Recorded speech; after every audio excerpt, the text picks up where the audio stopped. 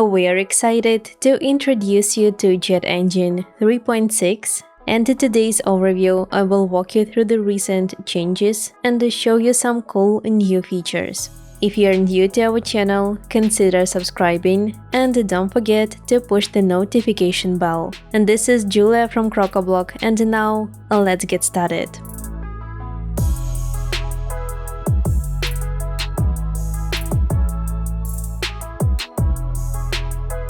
Let's begin with the first amazing new feature, JetEngine AI Website Structure Builder. It's an innovative tool that generates a complete data model for the website based on your input.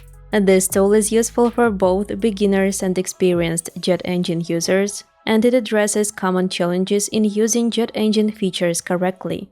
By automating tasks like building website structure and navigating documentation, it speeds up the website creation process, making it easier for everyone to use. While the AI Website Structure Builder doesn't create a complete website or write code, it helps clarify your site's structure. Think of it as a quick prototyping tool and a centralized access point for all related website entities. For new users, it provides a clear starting point, and for experienced users, it serves as a useful hub for managing site data. So, summing up, the tool creates a structure for your website, but does not handle style customization or content creation. For example, it can generate necessary custom post types, but you will need to add the posts manually. Now let's take a detailed look at the new functionality and see how it works. The AI Website Structure Builder is available in the WordPress dashboard, JetEngine Website Builder tab. On this page, you will find two input fields for prompts, some tips on how to use the builder and how to write the prompt. Also, you can switch between a section that contains a list of the created models and the start section for setting the site model right here. The first field covers the site's general purpose, while the second field outlines specific functionalities such as listings, filters, and the visitor capabilities. Once both fields are completed, the Preview Website Model button is enabled. Clicking the button generates a data model for review without actually creating it on the site. So you can review and adjust the model before moving to the creation step. First of all, you need to decide what kind of website you want and describe it in 1 or 2 sentences. For example, travel agency website where you can book a tour. As for the site functionality, I will write a user can search for countries and tours and also book the tour. I think this will be enough for now. Be aware of the prompt length and do not exceed the maximum number of characters. Also, if you have a big prompt like 3 sentences and you face some issues with model generation, you can also try writing a shorter prompt. Here are some tips on how to write prompts effectively so you can get the needed structure. First of all, be specific. Unclear prompts result in generic outputs. Usually, it's because you're the only one who is aware of the context required to generate the right response, and AI doesn't know exactly what you want. That's why try providing enough details when writing prompts. That leads to the second tip: provide sufficient context. In addition to being specific, providing relevant context in your prompts allows AI to understand them better and create more personalized responses. On the other hand, while providing details is important, you shouldn't overload AI with unnecessary information. Try providing examples that can help point AI in the right direction, and be specific if you want AI to do something. For example, use action words like create and suggest in your prompts. So once you have both fields filled up, just click the Preview Website Model button. In a couple of moments, you will get a preview of a basic data model for the requested functionality. Be aware that at the moment, you can generate up to 60 AI requests per month. The structure builder can create custom post types, taxonomies and meta fields, custom content types for entities that don't require separate front-end pages, and also relations and filters. Besides, there can be basic queries and basic listings for CPTs and CCTs. A basic query targets the correct type with the selected CPT or CCT as an argument. A basic listing shows items with all fields for the CPT/CCT without styling. The model's structure is presented in such blocks as custom post types, relations, and filters. And since my prompt says countries and tours, it generated both CPTs correctly. Now let's take a detailed look at the tour CPT. So it added title, editor, and thumbnail. And by clicking this +/- sign button, you can hide or unfold the needed section. Besides, there is a taxonomy tour type. Such meta fields as price, duration, start and end dates, and the related entities. Country, that is the second CPT. Additionally, AI can suggest registering custom meta storage to improve performance and reduce database size. For convenience, we added relevant detailed tutorials to the blocks. In this case, it's about how to create a custom meta storage for CPT. So if it's something new to you, you can just click the link and read more about it. And now let's get back to our model. As you can see, for the second CPT, the AI suggested creating it as a custom content type. So if you don't need this post type to have a separate page on the front end, tick the following checkbox. Again, to read more about CCT, click on the following link. The pencil-shaped button lets you change the meta field name and slug.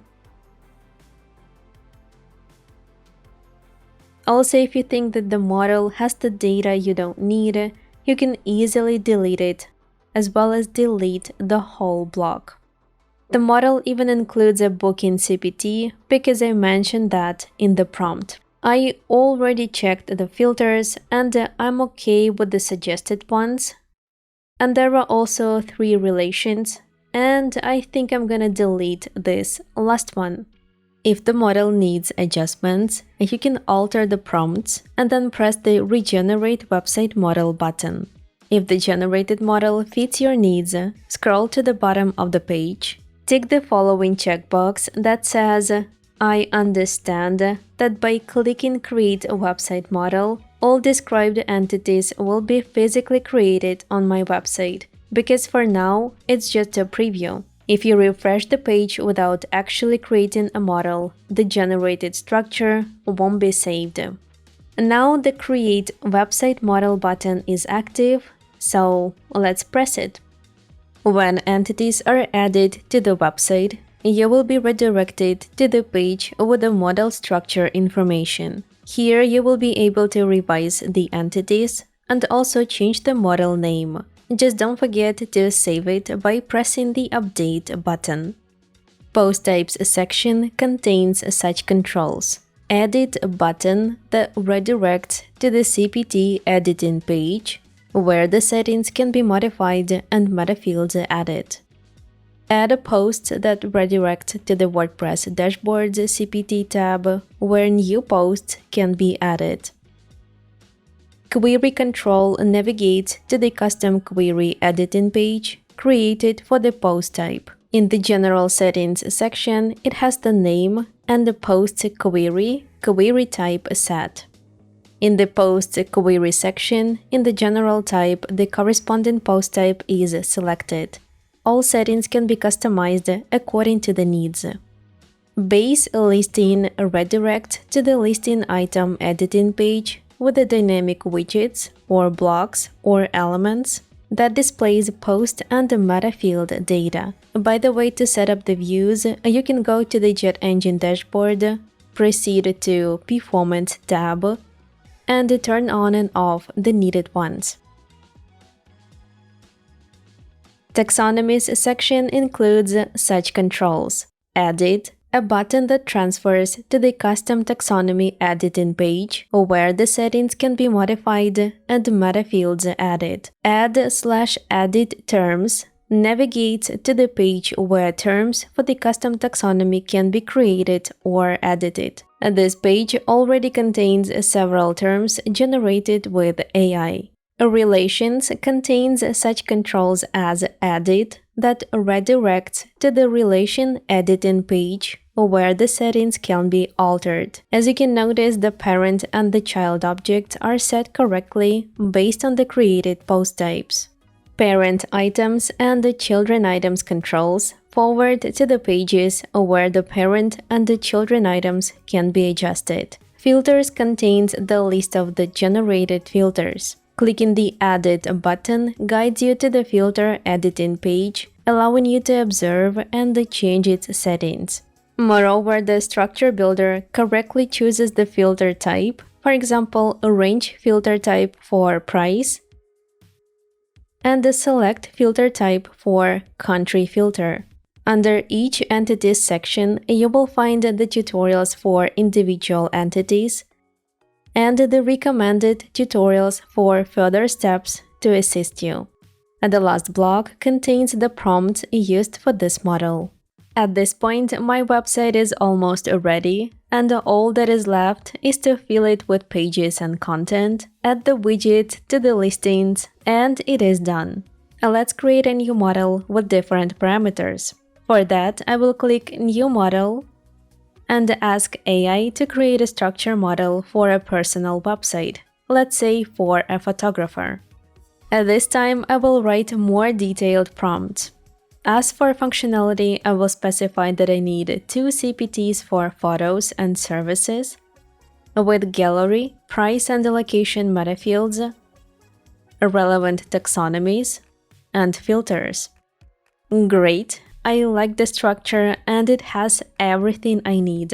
Also check how AI generated the right taxonomy for photos and set the correct meta field type media for gallery meta field. And the same goes for the services CPT. It has service type taxonomy and the price and location meta fields. It's just amazing because there is no need to waste time guessing what is needed, especially when you're building a website for the first time. I won't change anything in this model, just tick the checkbox and click the button to let it create a website model. Let's change the model name real quick and update it. I'm actually curious how AI managed to create the relevant terms for both taxonomies. So let's check them out. Awesome! There are 5 photo categories such as portrait, street, and so on. And of course, you are free to delete or edit it, or just add a new one. As for the service type, wow, 8 different service types like commercial shoots, event photography, or even portrait sessions. Again, altering the generated terms doesn't take too much time as, let's say, adding them manually. So AI definitely speeds up the process a lot. Lastly, let me show you an example of an e-commerce store website structure. Let it be a site for selling handmade items, so I will need product categories and filters, and will also specify that people can order the products and pay for them right from the site. Let's take a closer look at the generated structure. Except for default supported core features that we saw in the previous models, now we also have custom fields. Product category taxonomy was created correctly, as well as the meta fields such as price, stock status, SKU, and even dimensions and weight. Also, AI defined that the future website will have products, so it suggested related products. Since my request is for an e-commerce website, the AI model proposes using the WooCommerce plugin. The generated product CPT contains the Use WooCommerce checkbox. If left unchecked, products will be created as a custom post type. If this option is checked, the WooCommerce plugin will be installed and activated with the default product post type. Below, we can see one more CPT called Order. And you can leave it if you are not activating the WooCommerce checkbox. The CPT contains the needed meta fields such as customer name, email, order date, and status. If you don't need a separate page on the front end, check the Create as CCT option. And the structure builder set relation between product to order with many-to-many relation type. After reviewing the suggested filters, I'm deleting these two last filters since I won't need them.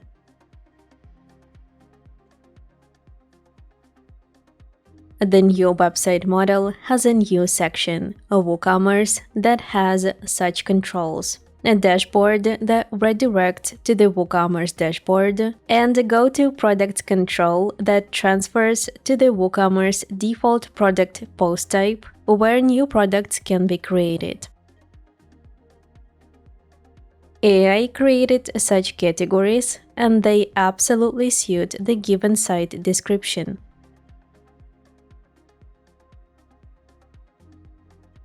You can access all the created models by pressing Previously Created Models on top if you need to alter the entity or delete the model. Be aware that deleting the models removes only the model's information from the current page, and the created entities will be kept. And that's it for the new AI website structure builder functionality. I think that at this point it has everything you need in terms of clarifying and simplifying the website creation process. However, we might expand the functionality in future updates. Now let's move on to the last but not least features added in JetEngine 3.6. And now you can set a minimum and maximum year in the Calendar JetEngine module. Previously, the only way to switch to a different month in the calendar was by using arrows.